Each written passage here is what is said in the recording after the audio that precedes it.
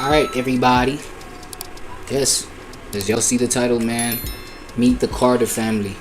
The trapper family, or the trapping family that raised a billionaire.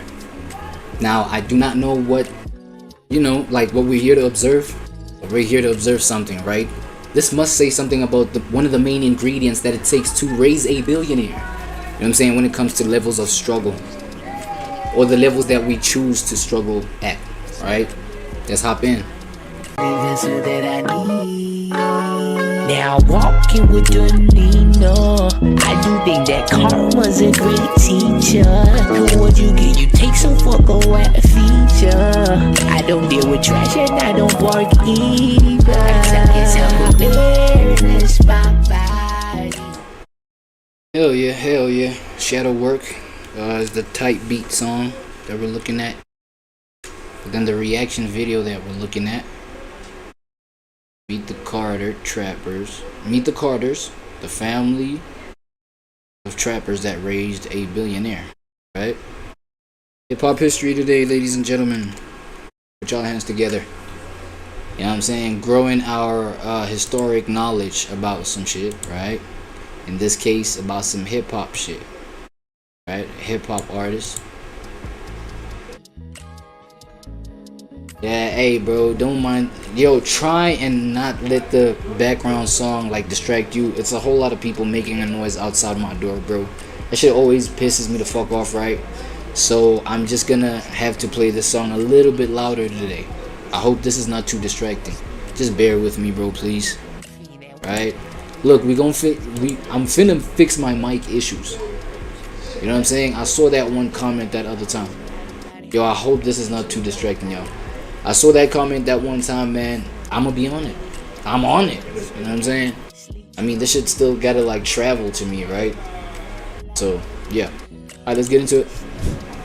It's a nuanced song, you know. It's like tough locations, and that's just the way the world was set up. But just like the things that we owe.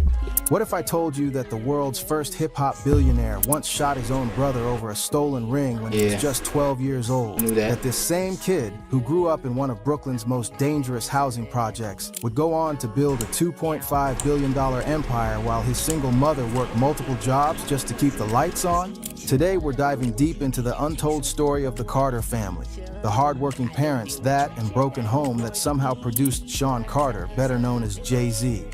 We're going to explore how a father's abandonment turned a mother into both parents, how poverty pushed a gifted kid into the crack game, and how one family's struggle became the foundation for hip-hop's greatest success story. But here's the thing, fam. This ain't your typical rags to riches fairy tale. This is about real pain, real choices, and real consequences that shaped not just a rapper, but an entire generation. So smash that like button if you're ready for the truth. Hit subscribe because we're about to break down some serious family dynamics, and stick around until the end because the way Jay-Z eventually reconnected with his father will blow your mind. Let's set the scene, because understanding where Jay-Z came from is crucial to understanding who he became.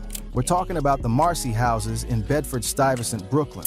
27 six-story buildings that Jay himself described. Yo, I'm not gonna lie. Let me just ask this question real quick, right, before we get into any of this further, right? Is Jay-Z in your top 5 Mount Rushmore? Leave it in the comments if he is. If not, then it's unfortunate that I am reacting to this video right now in front of you. You probably have no interest in any of this. If that's the case, then, you know what I'm saying, myself, yeah, I'd say top 50. Top 50. Yeah, he's in the top 50 Mount Rushmore for sure. There's huge islands built mostly in the middle of nowhere, designed to warehouse lives.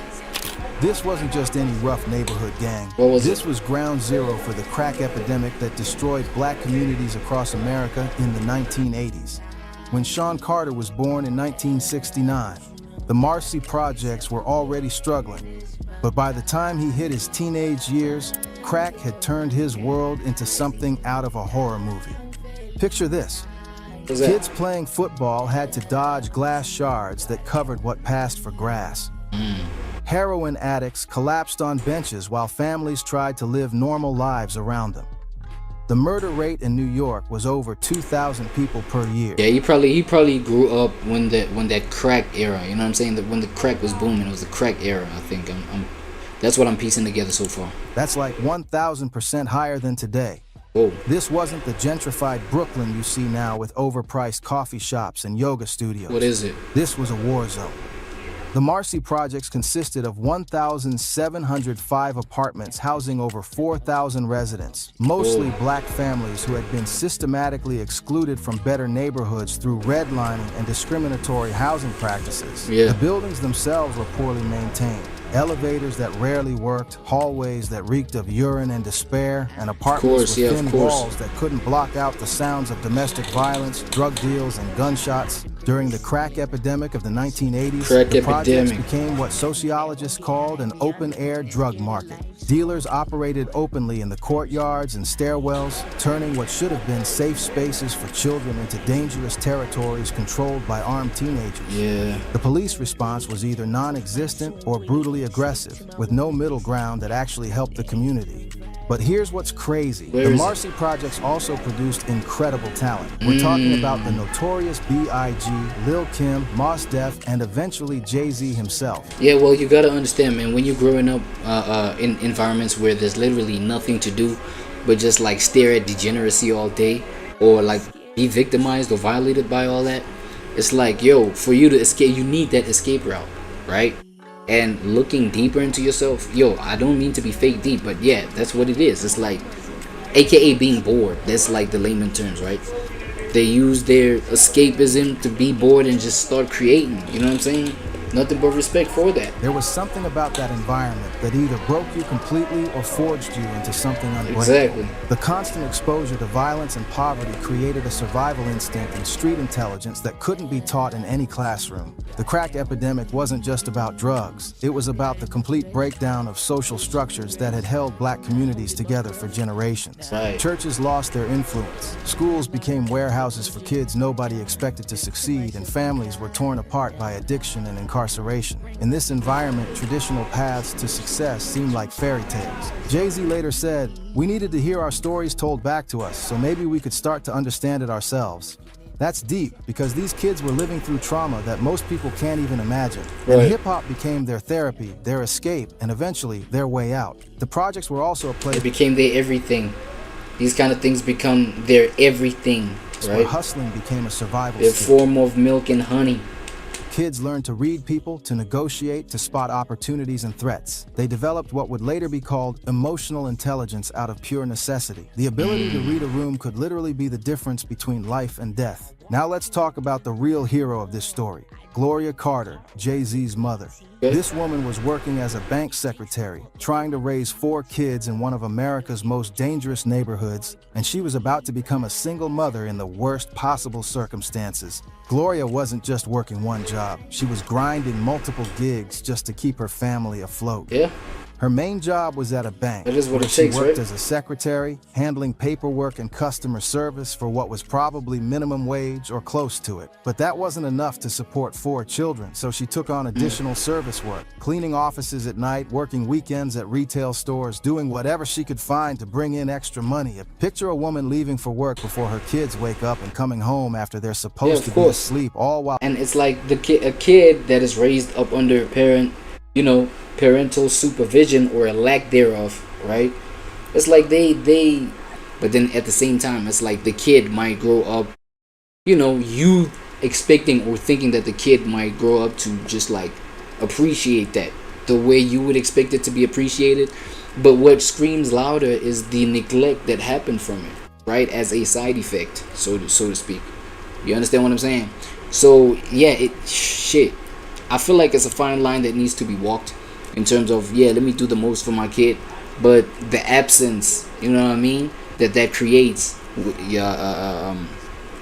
right, from around your kid, for lack of a better, way to put it. It's like that absence that's created there, that kid might, it might register that as like so negative that it creates a net negative between the bond of you and your child. You know what I'm saying? And so I guess, Jay-Z had his own way of interpreting it.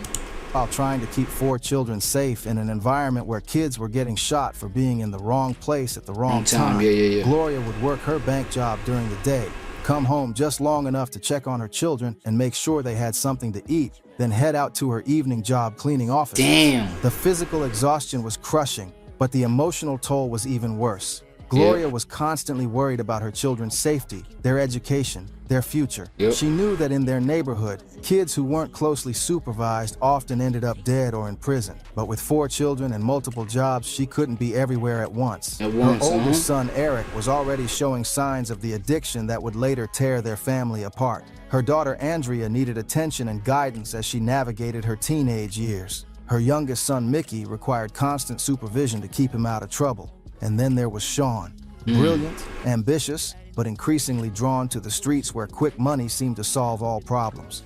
But here's where it gets real. Gloria was fighting a battle she couldn't win. She was trying to be everywhere at once, and with 4 kids, that meant someone was always falling through the cracks.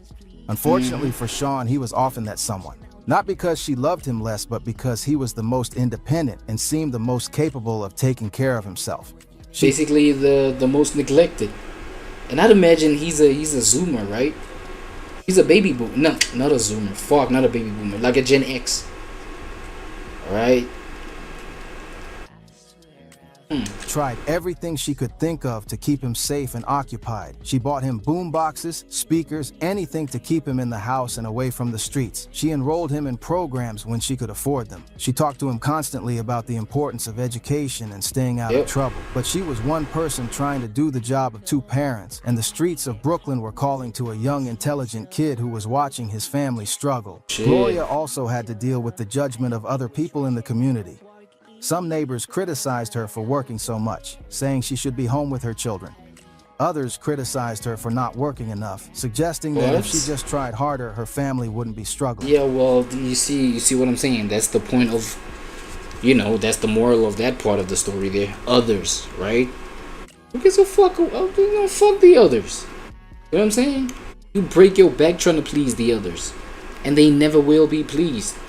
How the hell are people, and who are these others, bro? Because I'm thinking, well, at the time when, you know, Jay-Z was like little, was young as fuck, it's like, you know, there was no like clout towards the Carter family, because I mean, Jay-Z is still like a kid. He ain't got the traction or whatever. So who are these others that are affecting her so much that it's getting to her, right? The fact that she, you know, she's not present enough with the kids, or whatever it was. Criticized her for working so much. Right? Saying she should be home with her children. And then others that, who are these others? Okay, it might be family members, right?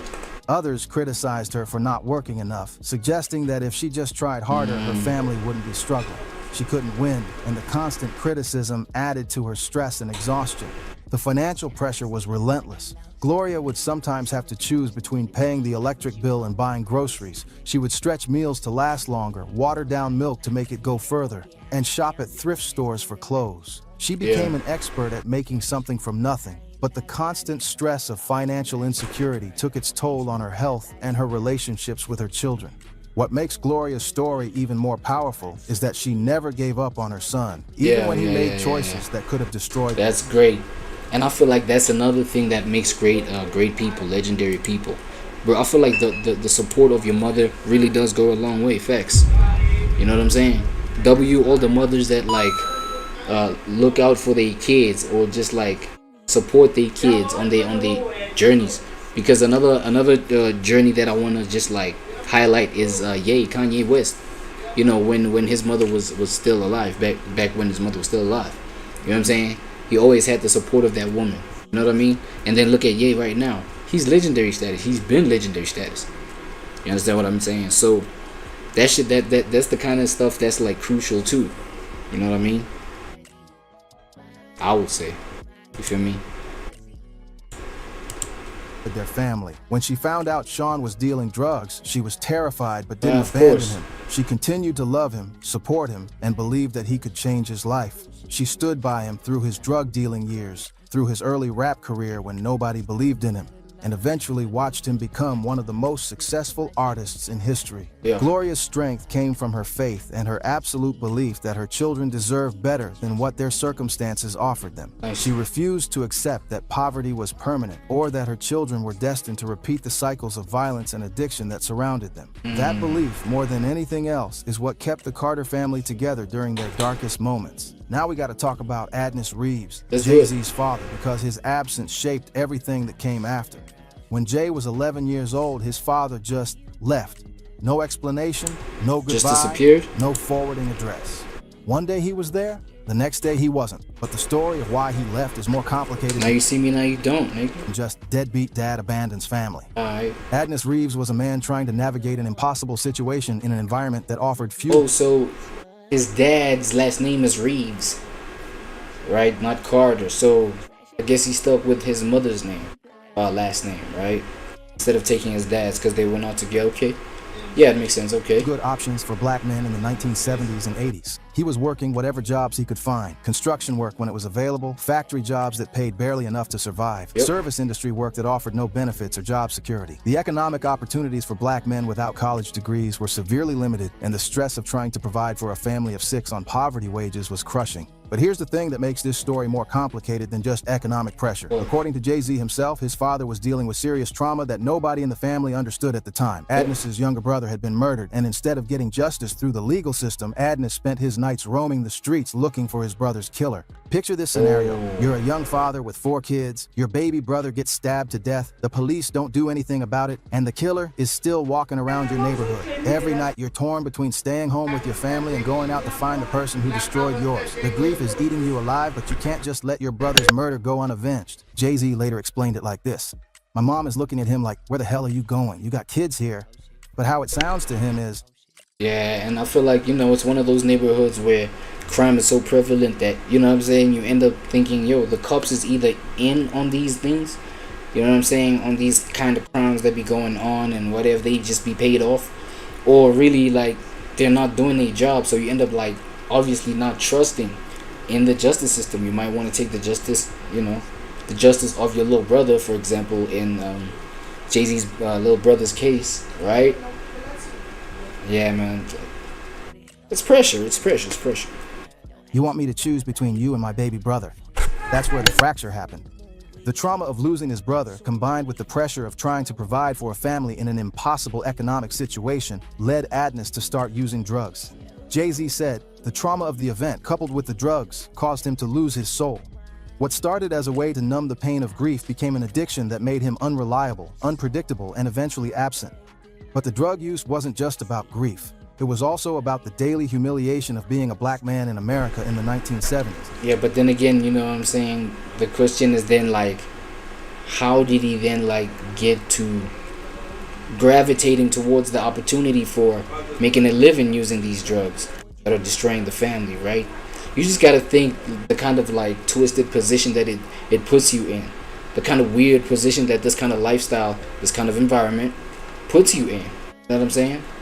Because now it's like he had to turn to the same devil that's destroying his family, you know, for a living. Adnis would go to job interviews and be turned away because of his race. He would work jobs where white supervisors treated him like he was less than human. He would come home exhausted and demoralized, knowing that no matter how hard he worked, his family would still struggle. The breaking point came when Adnis realized that his presence in the home was causing more problems than his absence would. His drug use was scaring the children. His unpredictable behavior was putting stress on Gloria, and his inability to provide financially was making him feel like a failure as a man and a father. So he made a decision that would haunt his family for decades. He left. Not because he didn't love his children, but because he believed they would be better off without him. It was a decision born of desperation, depression, and a complete lack of support systems or resources to help him deal with his trauma and addiction. But here's what's crucial to understand. Where is it? When Adnis left, he didn't just abandon his kids. What did he do? He abandoned Gloria to raise 4 children alone in one of the most dangerous places in America. That abandonment didn't just hurt Jay-Z. It fundamentally changed who Gloria had to become as a person. The absence of a father figure also meant that Jay and his siblings had to look elsewhere for male role models. In their neighborhood, the most visible, successful men were drug dealers who drove expensive cars and wore expensive clothes. These men became the default examples of what success looked like for young black men in the projects. And they became, you know, role models to people like this. Years later, Gloria would come out as a lesbian, and Jay-Z would include her story on his album 444. In interviews, Gloria explained that after Adnis left, she had to become both mother and father to her children. And that experience changed how she related to men entirely. She said, "I was living a life undercover, and being that caregiver, I never experienced love. After doing that, I met someone, and that was something I had to think about." The impact of Adnis's abandonment rippled through the entire family. Eric's drug addiction got worse without a father figure to provide guidance and structure. Andrea struggled with relationships and trust issues. Mickey acted out in school and on the streets. And Sean developed a deep anger toward his father that would influence his music and his relationships for decades. This is where the story gets really dark. So he was the only artistic one. He was the only one that relied on the pen, right?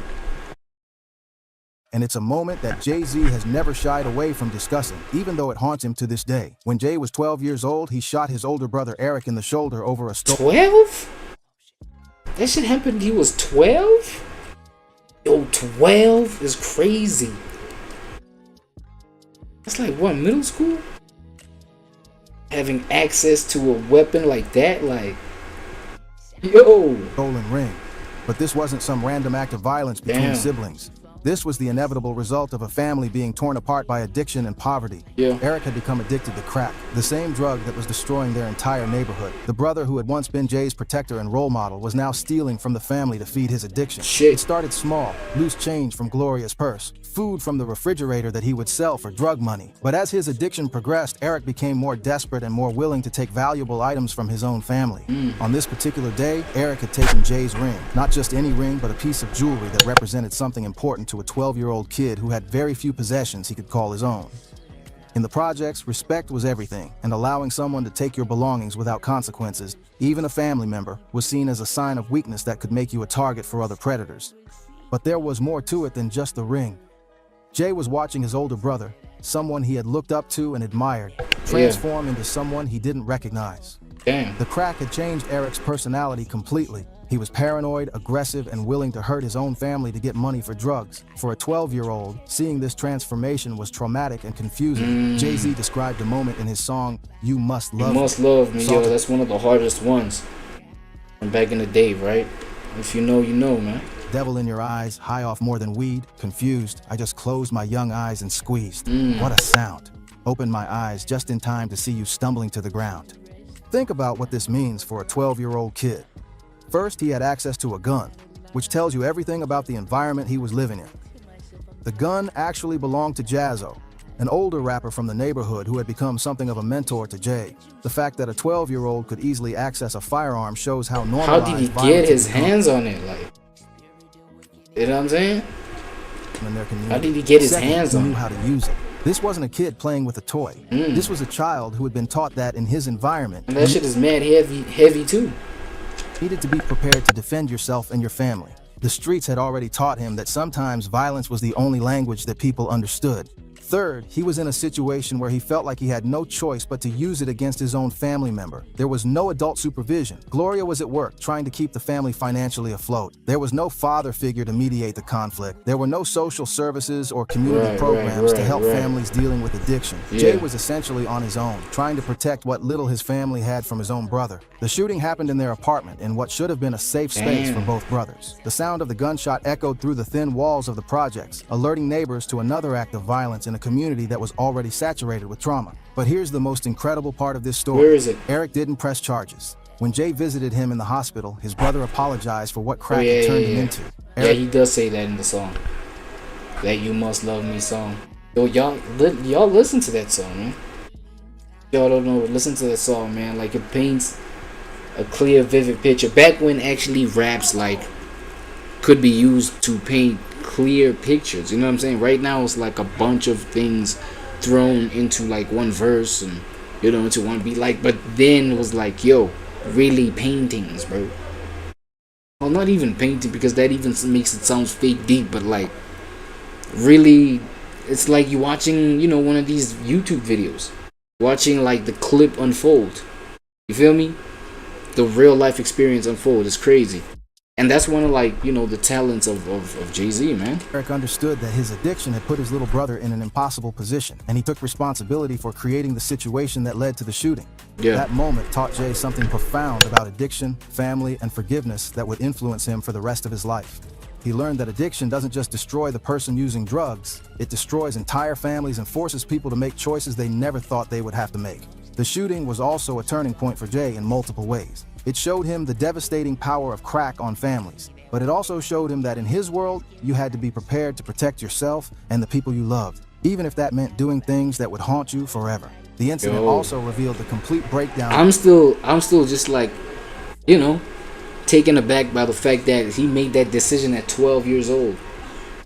That's so crazy, bro. That's scary, man. Social support systems in their community. There was no family. It's like, yo, the monster in this man, bro. Look at that. Nah, Jay? 12, bro? Counseling available. No addiction treatment programs that Eric could access. Damn, no intervention man. services to help families in crisis. The Carter family was left to deal with this trauma entirely on their own. This incident also shows you the impossible position Gloria was in as a mother. How do you protect one child from another?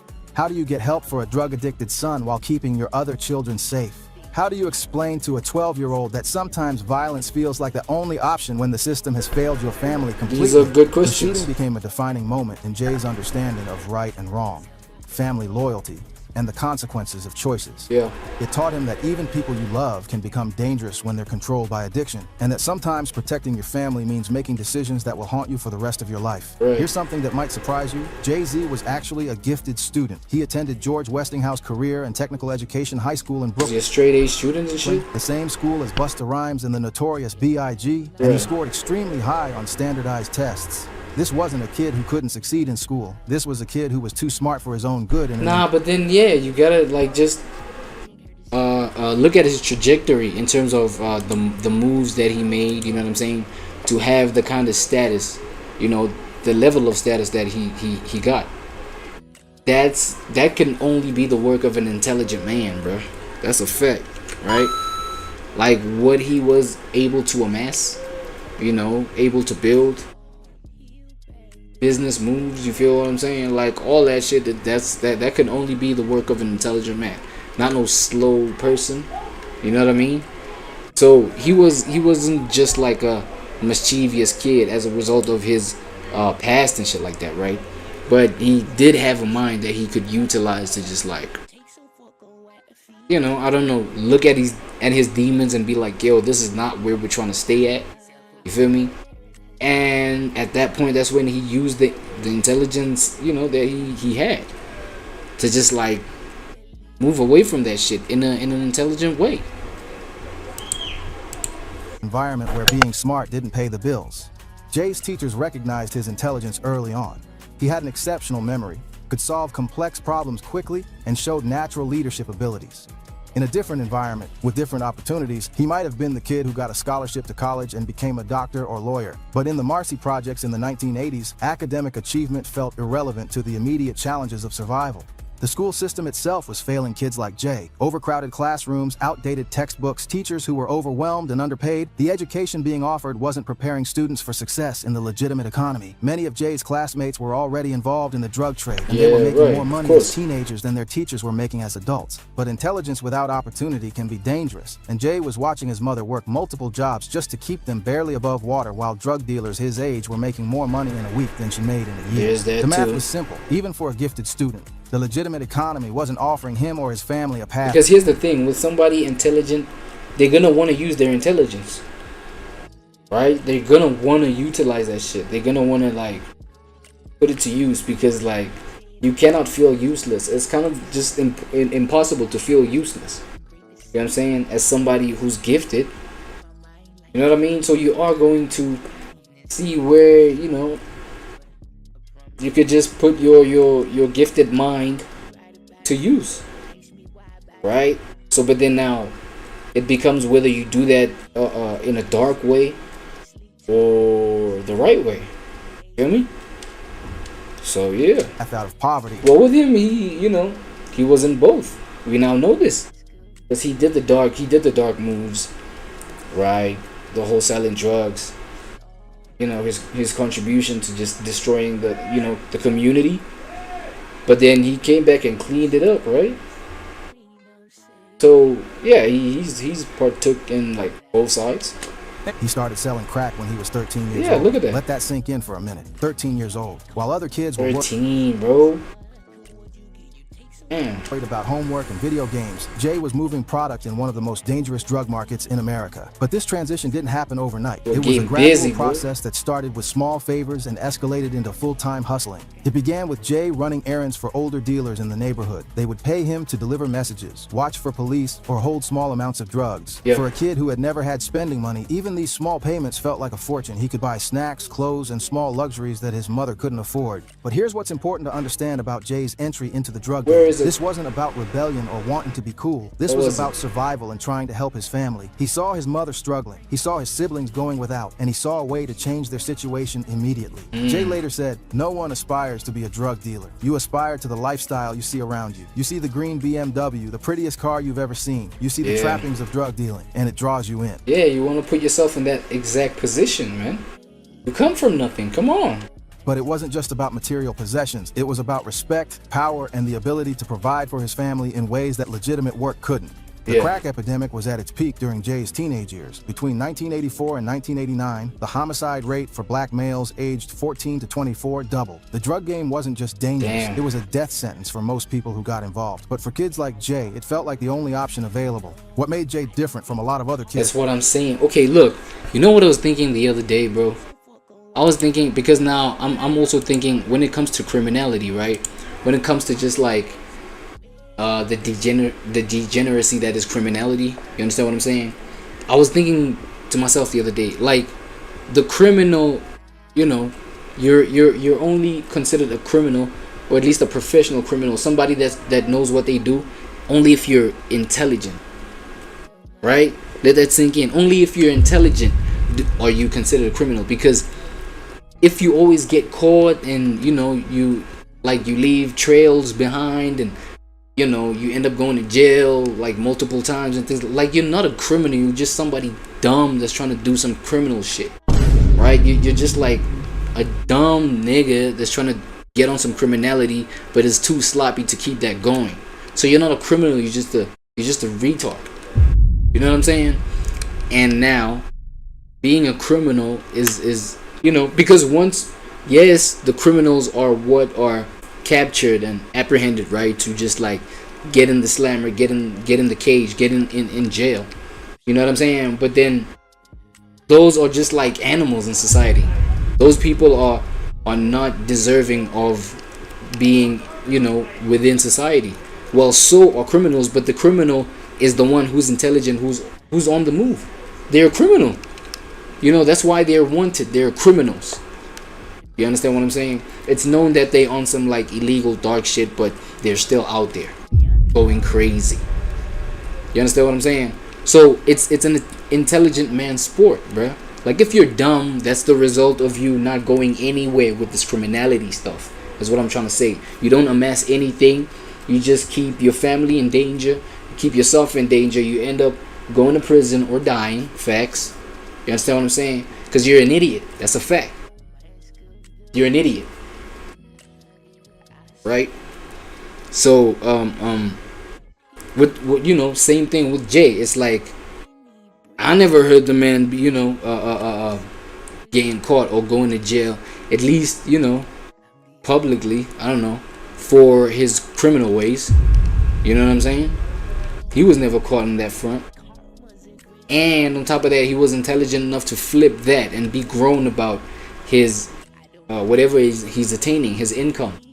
Right? He cleaned up his money. He got right. He used his talents.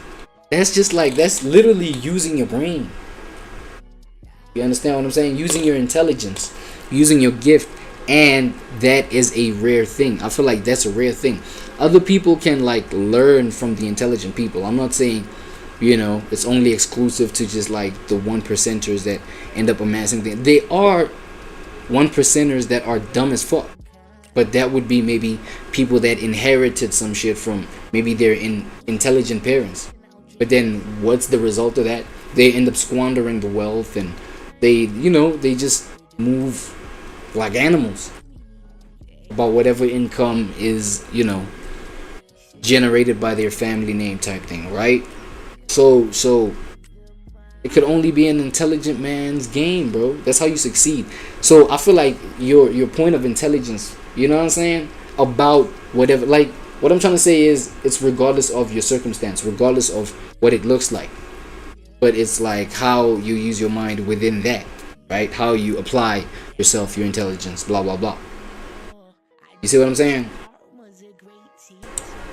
So you can literally learn from whatever circumstance or scenario or life experience, just like how you use what you see and what you learn, if you are that kind of teachable spirit at the same time, right?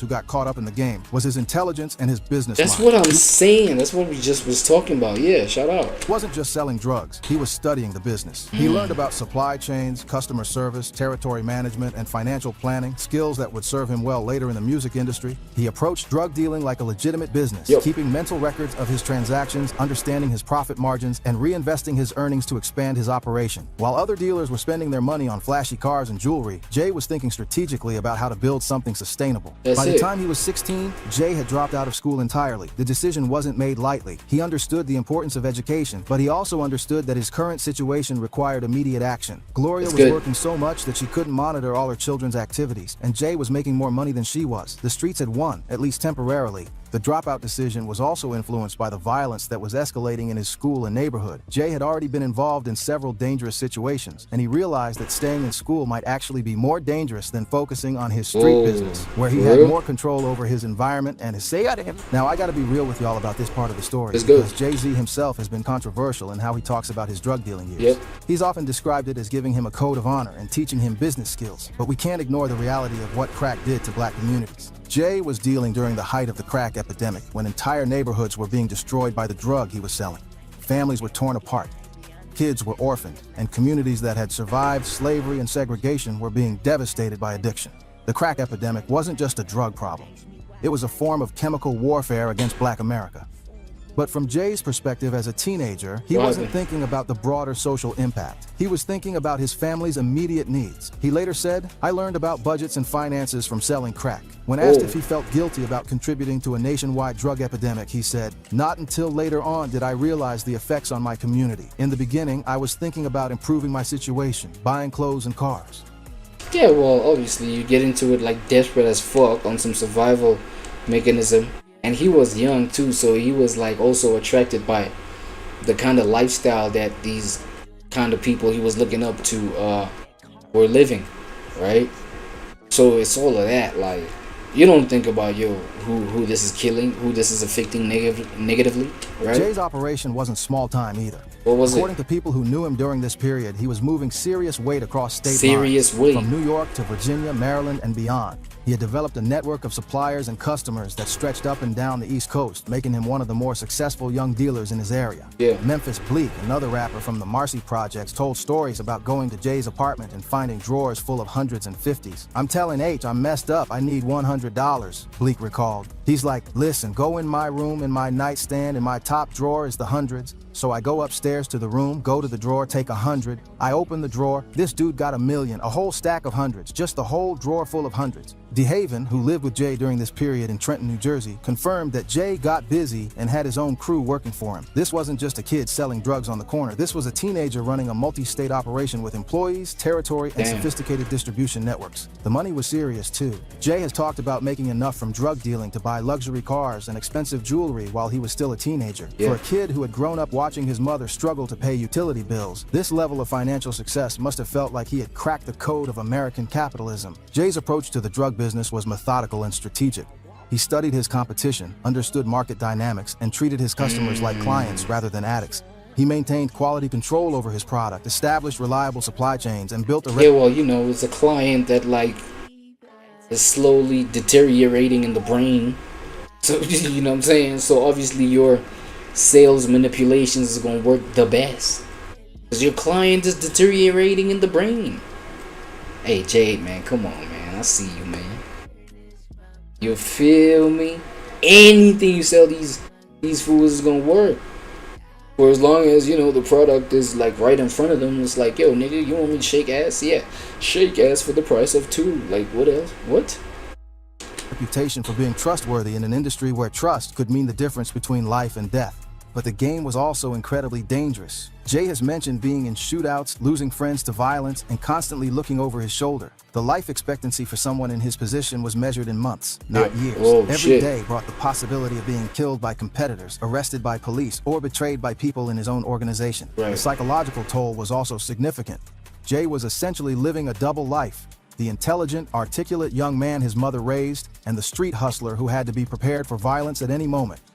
This split personality would later influence his music, where he could seamlessly switch between introspective storytelling and aggressive street narrative. Damn. What's remarkable is that Jay managed to stay in the drug game for over a decade, from age 13 to his mid-20s, without getting killed or spending significant time in prison. Damn, that's more than a decade.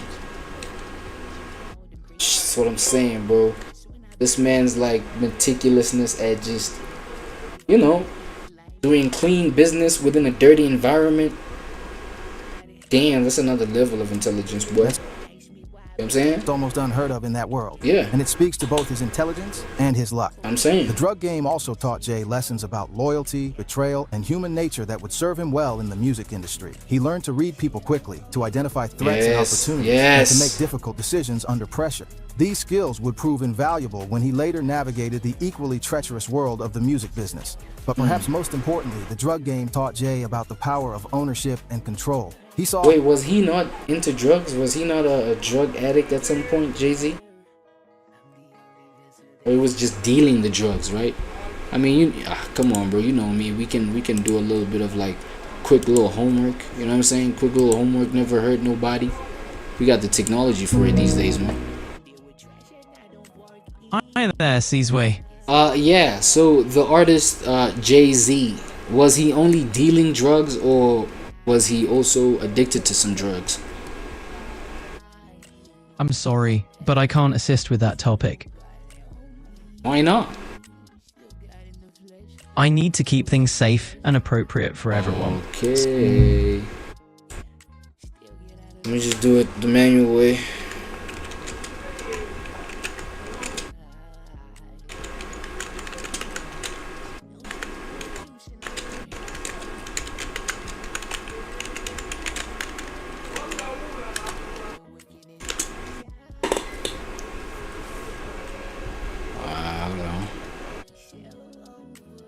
Jay-Z's journey from drug dealer to successful entrepreneur is often debated. He began dealing drugs at a young age, which he later described as a necessary step to the dangerous. However, he has also emphasized his business. Yeah, I don't think he consumed them though.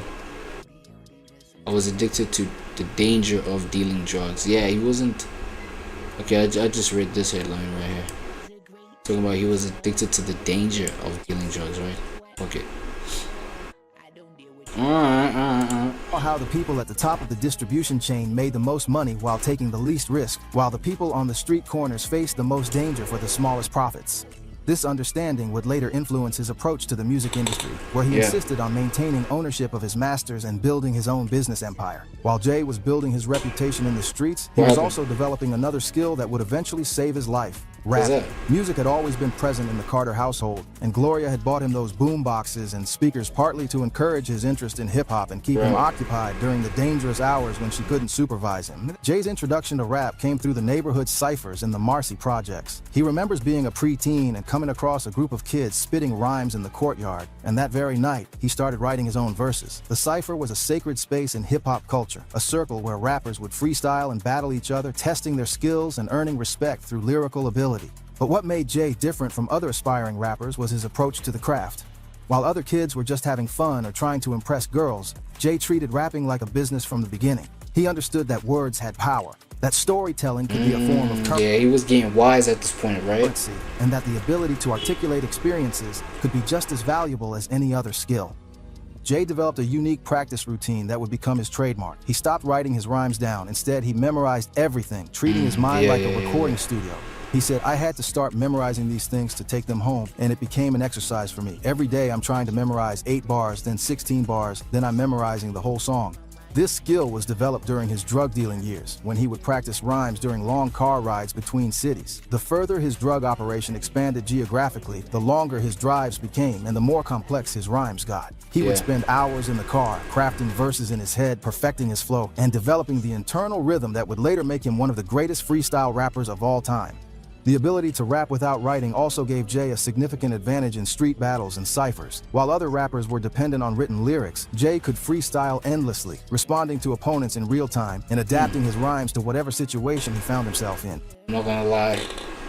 For you to even develop those kind of capacities, man, to freestyle, you know what I'm saying, like that, you had to be one bored motherfucker, though. You know what I'm saying? To get all that time just by yourself. And you have to understand, there's no like disappearing into just like your phone, into TikTok, into whatever, dog. You feel what I'm saying? Your mind was your only entertainment, you know. Now while we got like Jay-Z, the Jay-Z documentary right where we have it, right? Let's duck away for a little word from our sponsors. I'm not gonna lie. Then we'll be right back, man. Not holding my breath. Nah, yeah. Still get out of line, but no judgment, no time. Cause to myself I'm kind. Bring my Venus, please. She knows she keep on juicing, I'll drink her to sleep. Cool boy wine, spirit awakening up inside me. Days of our life, so overrated. Ego mask of the mind. I swear I feel for us all. You back the layers, see me breach my own prayer. Scared but seek me, no savior. I'm the only vessel that I need. Now walking with the Nina, I do think that karma's a great teacher. Cause what you get, you take, so fuck away a feature. I don't deal with trash and I don't bark either. I tell self-awareness, my body, mind and my gazi. I'm feeling tiny. What you know about it? Talking self-awareness, my body, mind and my gazi. I'm feeling tiny. What you know about it on me?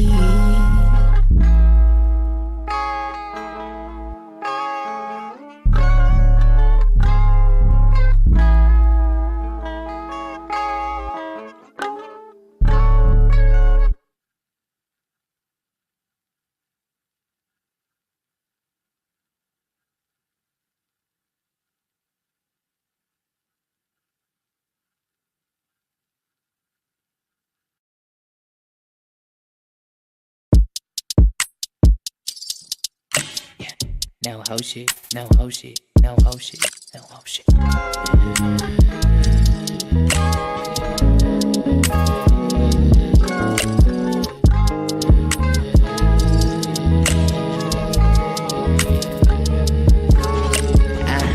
Simon said I might be lost, I didn't believe him. Seen the cost to be the phoenix. First you fall, then break the ceiling. That's when I bled in my mind like a fiend. That one get high beyond the evening. Scared of life, so I'm a demon. But I promise you, I ain't lied about it. Always cried about it. Don't ask me why about it. Nah, fuck it, yeah. Full moon with it. Close my soul with it.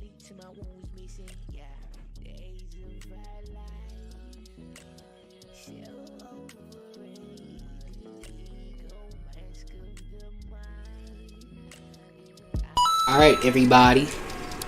Yes, as y'all see the title, man, meet the Carter family, the trapper family, or the trapping family that raised a billionaire. Now, I do not know what, you know, like what we're here to observe. But we're here to observe something, right? This must say something about one of the main ingredients that it takes to raise a billionaire. You know what I'm saying? When it comes to levels of struggle, or the levels that we choose to struggle at, right?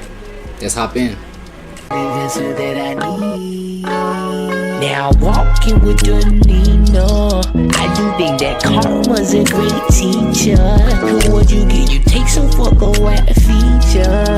I don't deal with trash and I don't bark either. I tell you self-awareness, my body. Alright, y'all, part 2. Let's just go ahead and chalk this up as the part 2, right?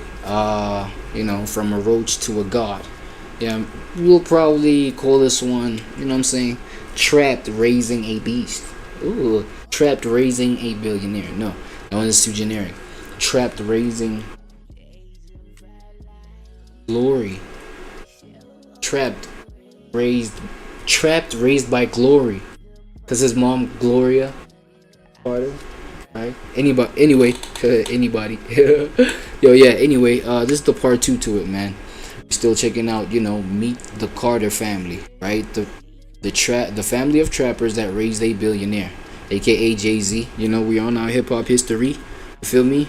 Yeah, hopping His back first at it. real connection to the music industry came through Jazzo, an older rapper from the Marcy Projects who got a record deal with EMI in the mid-80s. Jazzo became Jay's mentor and even took him to London to record some music. This was Jay's first exposure to the professional music industry, and he was fascinated by the process of making records, the business side of music, and the potential for hip-hop to reach mainstream audiences. But when Jazzo's album flopped due to poor marketing decisions, Jay saw firsthand how the music industry could chew up and spit out talented artists. The executives who had been courting Jazzo at the highest level suddenly stopped returning his calls, and his career essentially ended overnight. This experience made Jay cautious about pursuing music as a career and reinforced his belief that the drug game was providing more reliable income. However, music was calling to him in a way that the streets never could. He later said, "Writing these raps was like therapy. The studio was like a psychiatrist's couch for me." Hip-hop gave him a way to process the trauma and experiences of his life in the projects, turning pain into art and finding meaning in suffering. Jay's early rhymes were heavily influenced by his street experiences, but they were also sophisticated in their wordplay and storytelling. He could paint vivid pictures of life in the projects, capture the psychology of drug dealing, and explore the moral complexities of his choices in ways that other rappers couldn't match. He also began to understand that his story, the intelligent kid from the projects who had survived the crack epidemic and built a successful drug operation, was unique and potentially valuable. While other rappers were fantasizing about street life or exaggerating their experiences, Jay had actually lived it, and his authenticity gave his music a power that couldn't be faked. The point where it's like, yo, you kill, you know, each and every last one of them that be playing with you, blah blah. You know what I'm saying? Like, you still let them play in your face, but you do establish that boundary now. You feel what I'm saying? Just to maintain that kind of, yo, like, you're mine, bro. I don't want you anywhere else. You know what I mean? Coupled with the understanding that, yo, I know I'm producing a dying brain here. Like, I'm killing some brain cells. So I know the degeneracy of them playing with me is part of, like, the contribution that I'm, you know, giving to this community of people, right?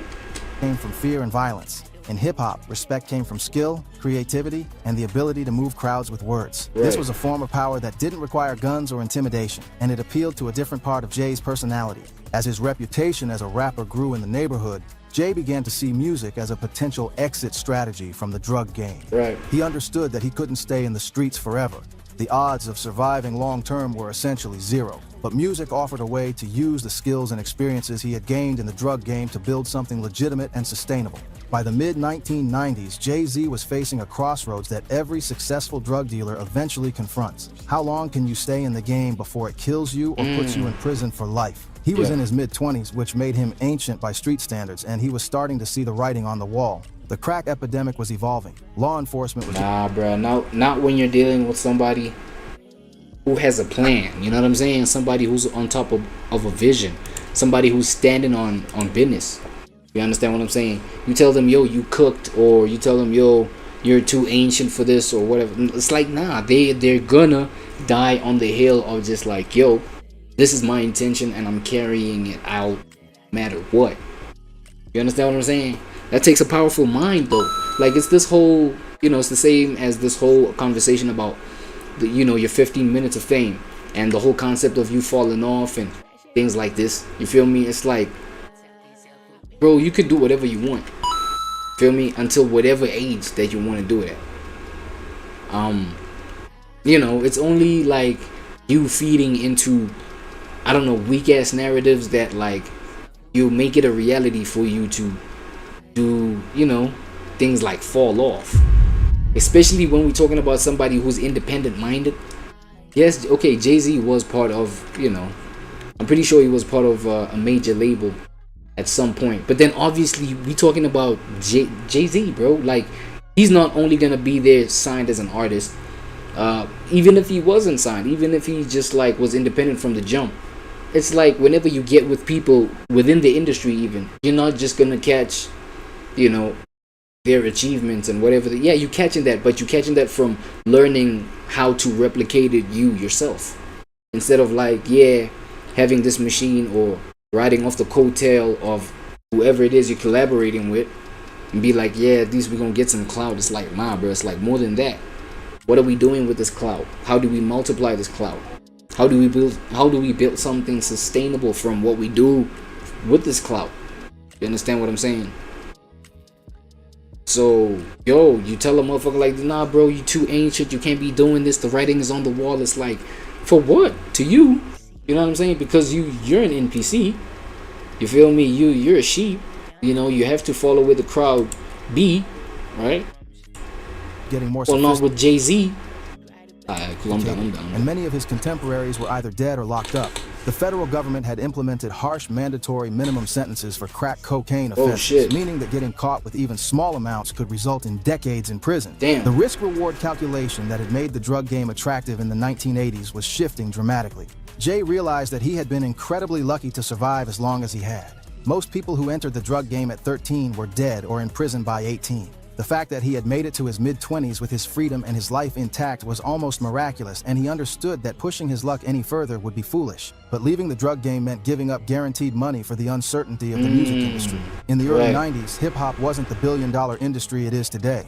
Most rappers were making modest livings at best, and there was no clear path from the streets to mainstream success. The few rappers who had achieved major commercial success, like LL Cool J and Run DMC, came from different backgrounds and had different stories than Jay. Jay's first serious attempt at a music career was frustrating and eye-opening. His single In My Lifetime was passed over by multiple radio stations and record labels. The feedback was that his style was too street, too real for mainstream audiences. This was before gangsta rap had fully crossed over into pop culture, and many industry executives didn't believe there was a market for authentic street narratives. The rejection could have sent him back to the streets permanently, but instead, it taught him a crucial lesson about the music industry.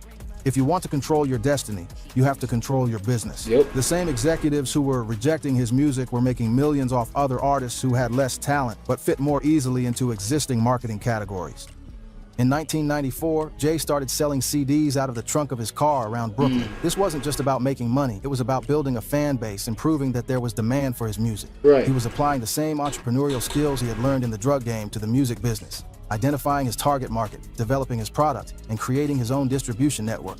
The trunk sales were surprisingly successful. Jay was moving hundreds of CDs per week, and the feedback from customers was overwhelmingly positive. People were connecting with his music in ways that radio programmers and record executives hadn't anticipated. This grassroots success gave Jay confidence that he could build a sustainable music career if he approached it strategically. When he briefly signed with Payday Records, an independent label, they failed to promote his music effectively and eventually let him go with a small settlement. But that settlement became the seed money for what would become Rockefeller Records. Oh shit. So he went from an independent, so he was signed by an indie label and then went independent himself. So it wasn't really straight up a direct major label, you know, signing or whatever. He may have signed with a major on some, you know, maybe distribution deal, you know, one of these little side deals to just like help you out, but not really develop you, right? Instead of seeing the failed deal as a setback, Jay saw it as an opportunity to maintain control over his career. Jay teamed up with Damon Dame Dash and Kareem Biggs Burke, two friends who shared his vision of controlling their own destiny in the music industry. Dame was a hustler from Harlem who understood street culture and had connections in the fashion world. Biggs was a business-minded guy who could handle the administrative side of running a record label. They took the money from the Payday settlement and founded Roc-A-Fella Records in 1995 with a tiny office in Manhattan. The name itself was significant. Roc-A-Fella was a play on Rockefeller, suggesting that they intended to build the same kind of generational wealth. Shit, that sounds so paused right now. Yeah, Roc-A-Fella. Roc-A-Fella. I want to rock. That America's most famous business dynasty had created. This was a huge risk. Jay was giving up the guaranteed income from drug dealing to bet everything on a music career that might never take off. Hey, that's that pressure though. I feel like it was that pressure where it's like, you know, he realized his limits within the drug dealing of things. It was like, yo, it's time to clean up my shit. Yo, I got this talent that I can utilize. I already got the skill of just like selling my talent. Let me go ahead and clean this money through that, you know what I mean? And really get it the clean way this time.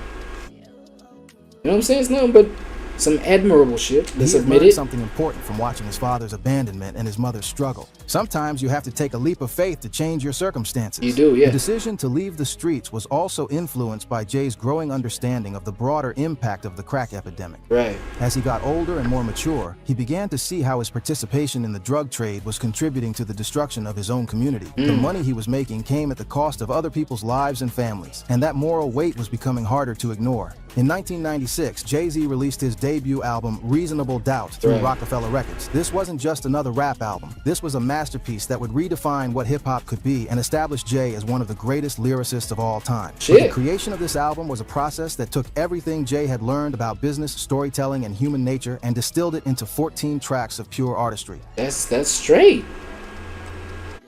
Yo, he got labeled. He got his first serious stripe, right?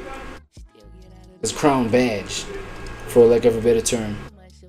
The album was recorded over several months in various studios around New York, with Jay working with producers like DJ Premier, Ski Beats, and Clark Kent. But what made Reasonable Doubt special wasn't just the production. It was Jay's approach to songwriting and his willingness to be completely honest about his life in the streets.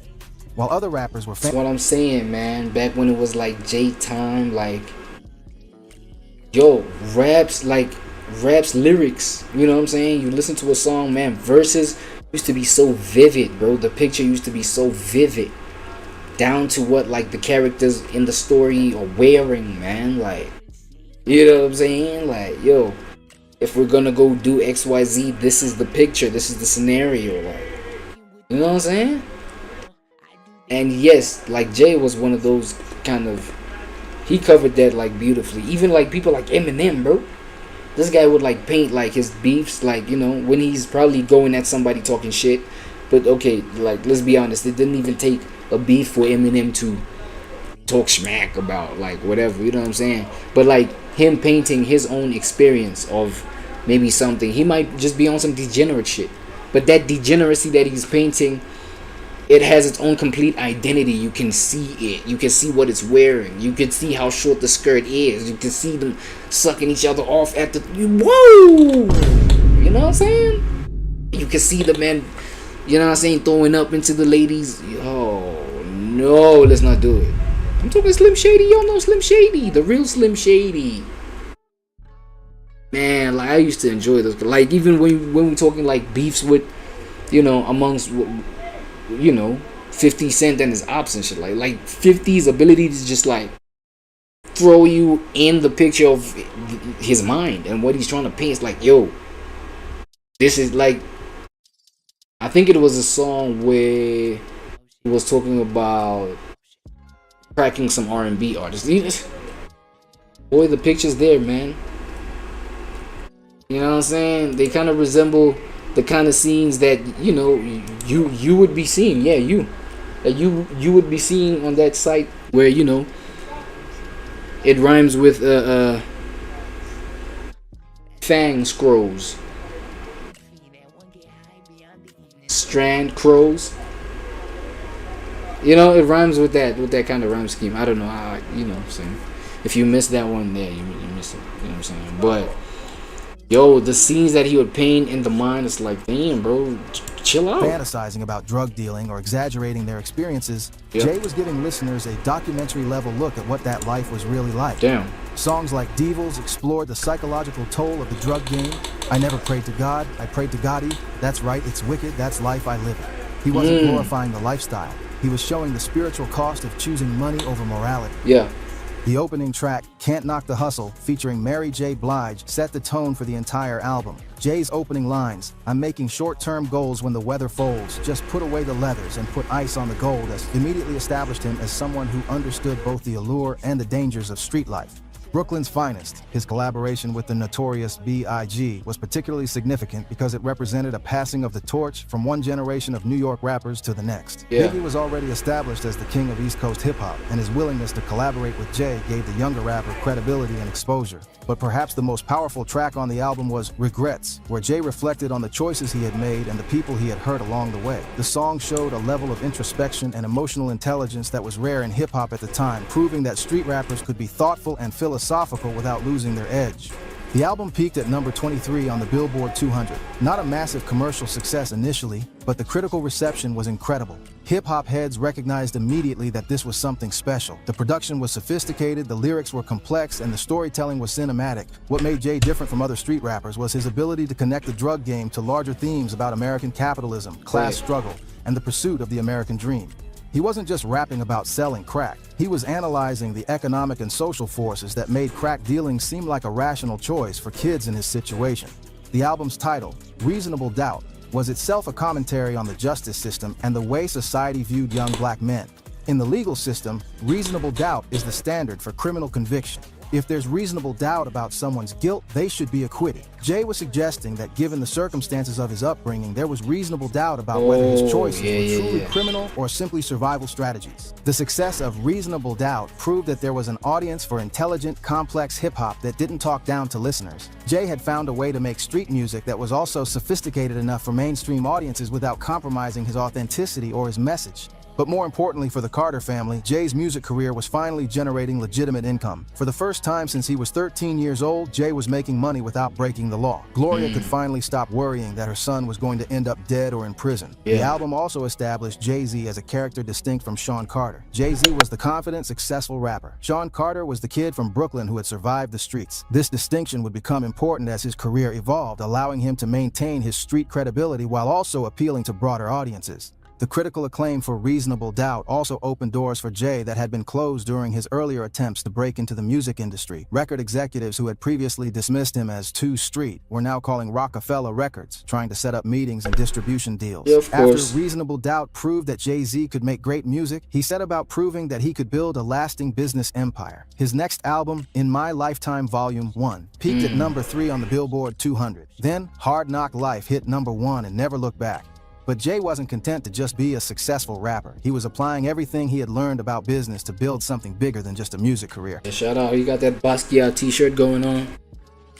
Yo, y'all, excuse me just for one little second, man. I just gotta make sure that everything is still straight in terms of my volume. Y'all saw me doing a little bit of adjustments, hearing all these clicks and clacks on the thing.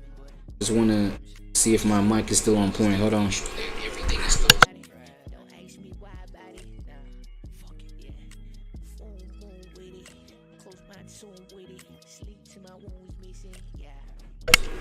okay, I think I'm still straight. I think we're still straight. My fault, my bad, y'all.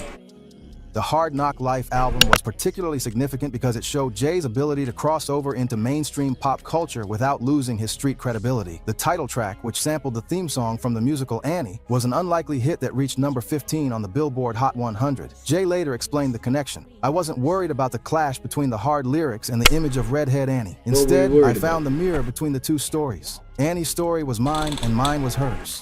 But while Jay was achieving massive commercial success, he was also building the infrastructure for long-term wealth creation. Rockefeller Records became more than just Jay's label. It became a platform for other artists. They signed Kanye West early in his career, giving him the opportunity to develop as both a producer and a rapper. They also signed Cameron, Beanie Siegel, and other artists who would become major figures in hip-hop. The decision to sign Kanye was particularly prescient.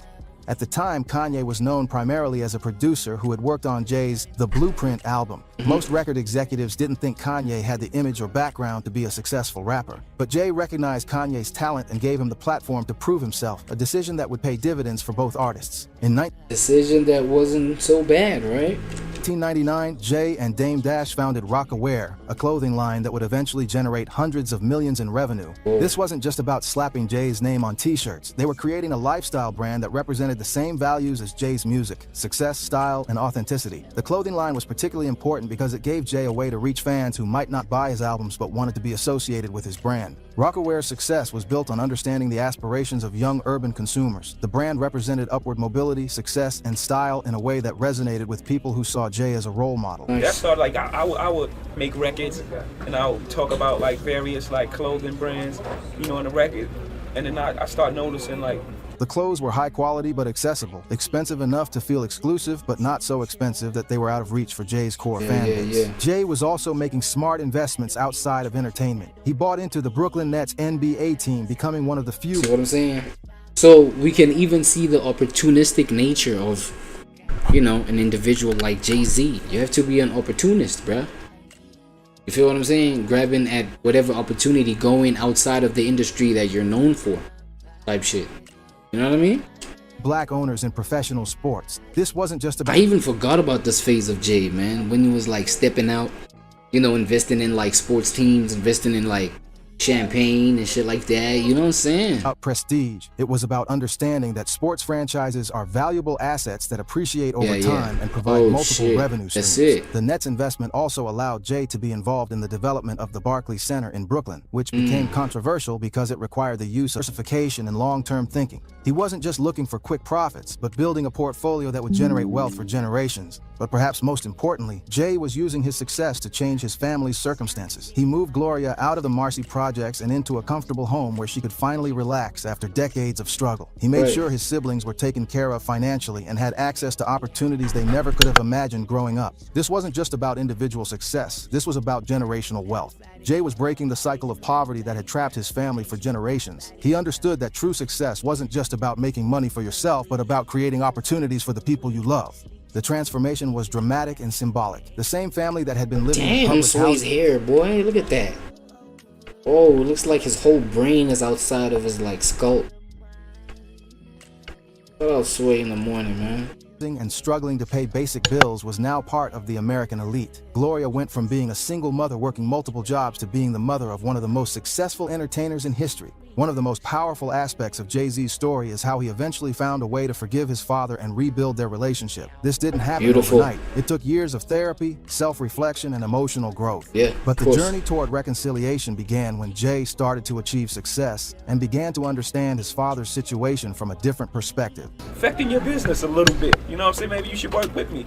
You know, we could work together, do some ads and things like that. As Jay became more successful and started thinking about his own future family, he began to question the anger and resentment he had carried toward his father for so many years. In interviews, he talked about how therapy helped him see his father not as a villain, but as a man who had been dealing with trauma and circumstances beyond his control. My father looked really just like him. That's why it broke my heart, you know, because as a kid, you know, you look at your father, that's like your superhero.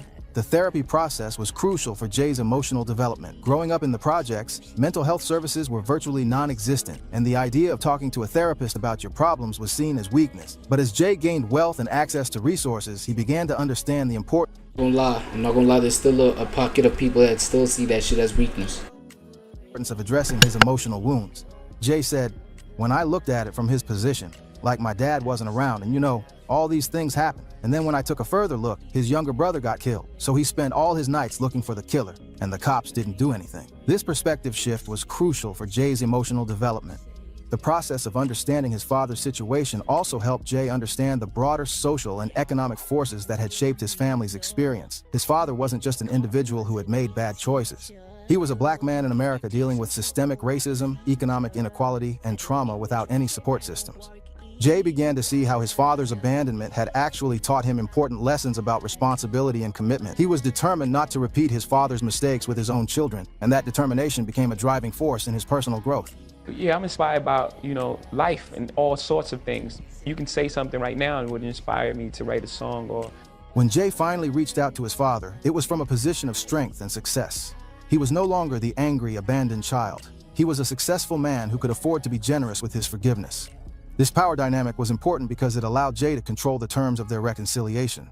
The initial conversations were difficult and emotional. There were years of hurt and anger to work through, and both men had to acknowledge the pain that Agnes's abandonment had caused. But and another blessing that I think came out of this was the fact that, you know, his father was still alive at the point when Jay-Z was like, yo, you know what, let me put my pettiness behind us. You know what I'm saying? A whole lot of people don't even get to the point where they reconcile with their parents, so That was good, right? Was also love there. The love between a father and son that had been buried under years of resentment but had never completely disappeared. Adnis was able to see his son as a man who had overcome the circumstances that had defeated him. Jay's success was proof that the Carter family could break cycles of poverty and trauma, and Adnis took some pride in knowing that his son had achieved things he never could have imagined. The reconciliation wasn't perfect. Too much time had passed and too much pain had been caused for it to be simple, but it was real, and it gave both men a chance to heal from wounds that had been festering for decades. They were able to have conversations about the past, about the choices that had been made, and about the love that had always existed between them despite everything. Jay has talked about how this reconciliation influenced his music, particularly on albums like 444, where he explored themes of fatherhood, responsibility, and emotional growth. He was able to use his platform to model a different kind of masculinity, one that included vulnerability. And this guy looking like the hip-hop forefather, bro. Like one of hip-hop's forefathers. Like, he's just... Nah, these shoes can never be filled, I'm not gonna lie. Forgiveness and emotional intelligence. The relationship also taught Jay important lessons about the complexity of human nature. His father wasn't simply good or bad, he was a complicated person who had made mistakes under difficult circumstances. This understanding helped Jay become more empathetic and emotionally mature. The reconciliation process also helped Jay understand the importance of being present for his own children. That's right. He realized that his father's absence had created wounds that took decades to heal, and he was determined to be actively involved in his children's lives in ways that his father hadn't been able to be. That person that I looked up to most in the world, removed out of your life is like a traumatic experience. In 2003, Adnis Reeves died from liver failure. The disease was likely related to the years of drug use that had contributed to his absence from Jay's life, making his death both tragic and somewhat inevitable. For Jay, his father's death was complicated, a mixture of grief, relief, and regret that reflected the complex nature of their relationship. The news of his father's illness came when Jay was at the height of his commercial success. He had just released The Blueprint, which many consider his best album, and was being recognized as one of the greatest rappers of all time. But all of that success felt hollow in the face of losing his father just when they had begun to rebuild their relationship. Jay rushed to be with his father during his final days, and those conversations became some of the most important of his life.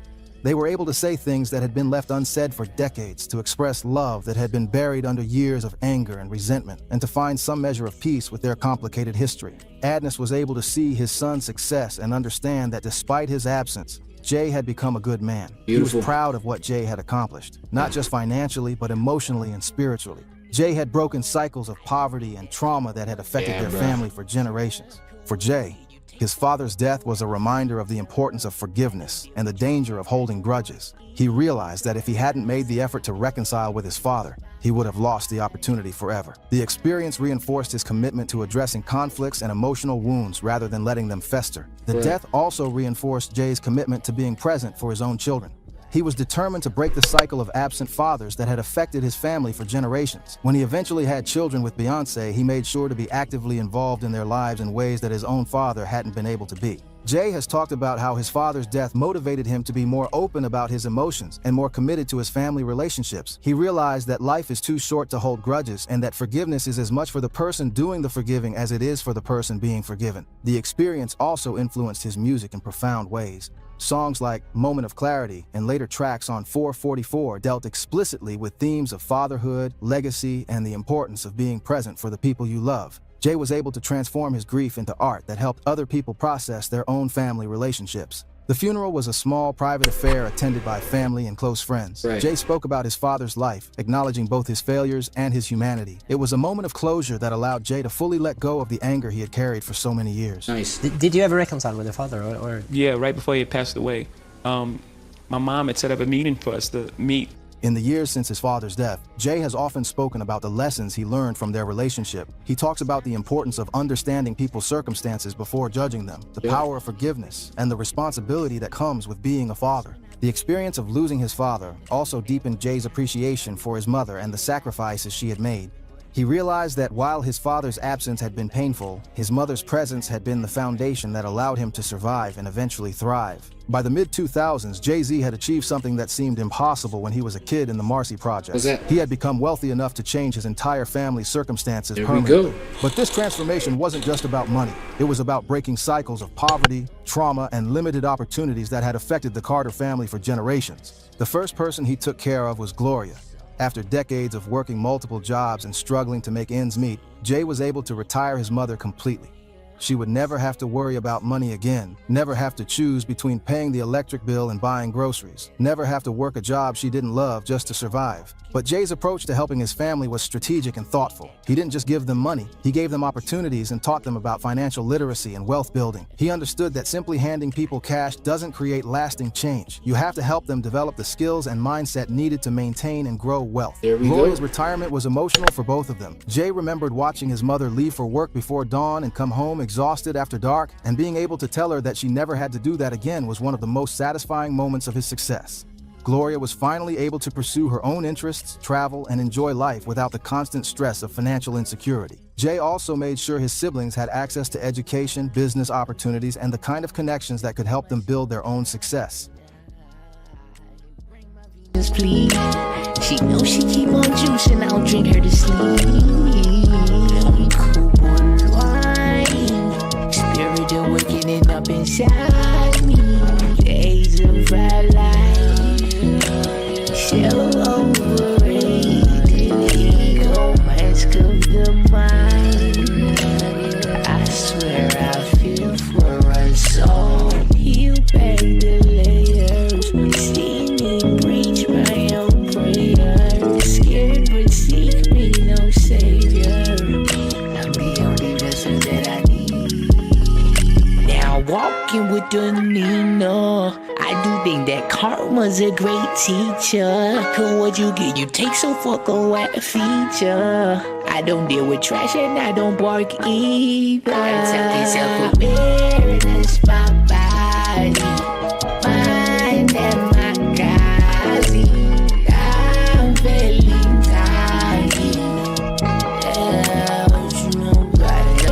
Awareness, my body, mind and my gazi. I'm feeling tidy. What you know about it on me?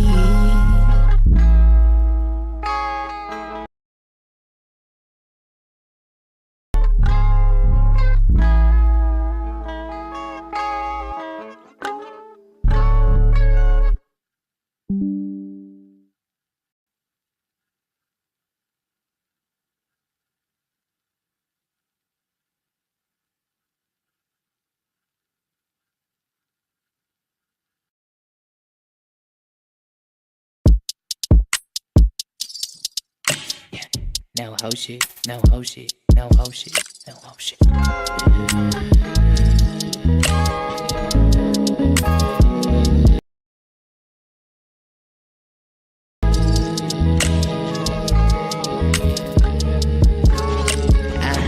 Simon said I might be lost, I didn't believe him. Seen the cost to be the phoenix. First you fall, then break the ceiling.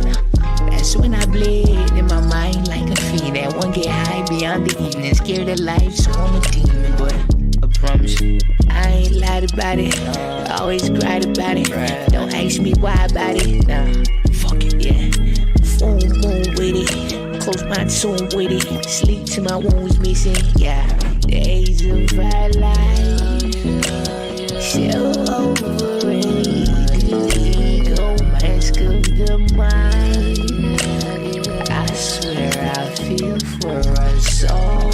You beg the layers, see me breach my own prayers. Scared but seek me, no savior. I'm the only vessel that I need. Now walking with the Nina, I do think that karma's a great teacher. Cause what you get, you take, so fuck a feature. I don't deal with trash and I don't bark either. Self-awareness, my body, mind and my gazi. I'm feeling tidy. What you know about it on me? Still got in the flesh, put bullshit to rest. Not holding my breath, nah, yeah. Still get out of line, but no judgment, no time. Cause to myself I'm kind. I bring my Venus, please. She knows she keep on juicing, I'll drink her to sleep. Cool wine, spirit awakening up inside me. Days of our life, so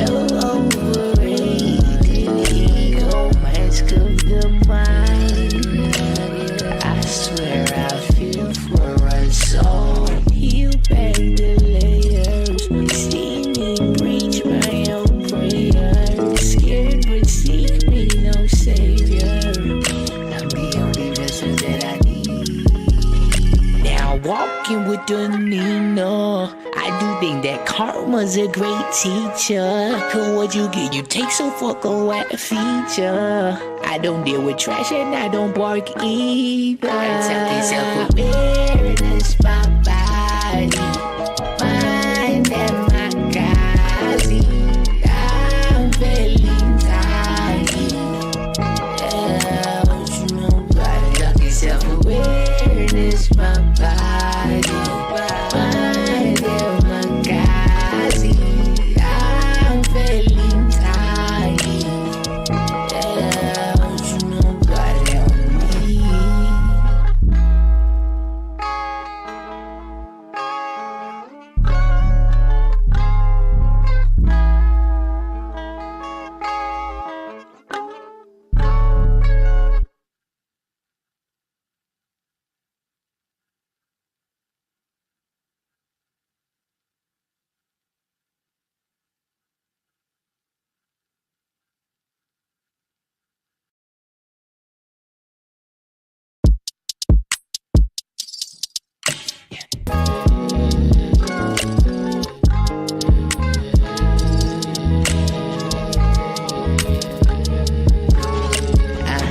Simon said I might be lost, I didn't believe him. Seen the cost to be the phoenix. First you fall, then break the ceiling.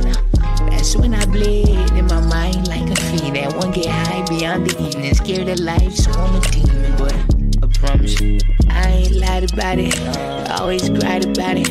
Don't ask me why about it. Nah, fuck it, yeah. Full moon with it.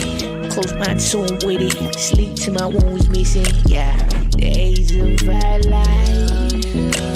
So overrated. Ego mask of the mind.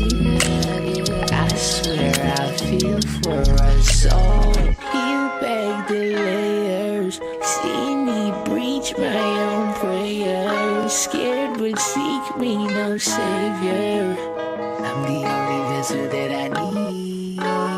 Now walking with the Nina. I do think that karma's a great teacher.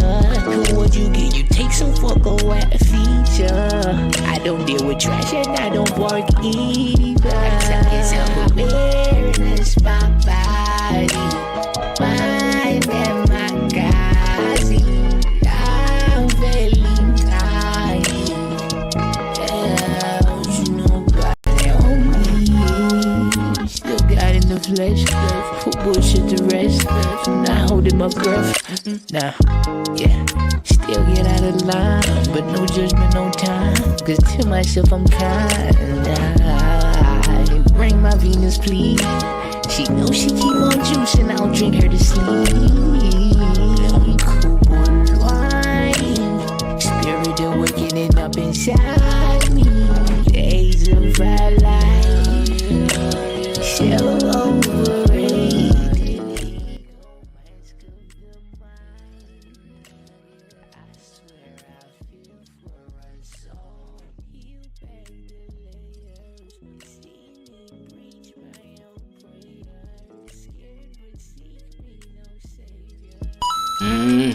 Yet another comments on story play, right? Pod take.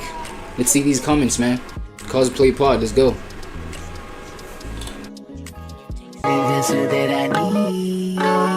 Now walking with the Nina. I do think that karma's a great teacher. Cause what you get, you take, so fuck a wet feature. I don't deal with trash and I don't bark either. I tell myself awareness.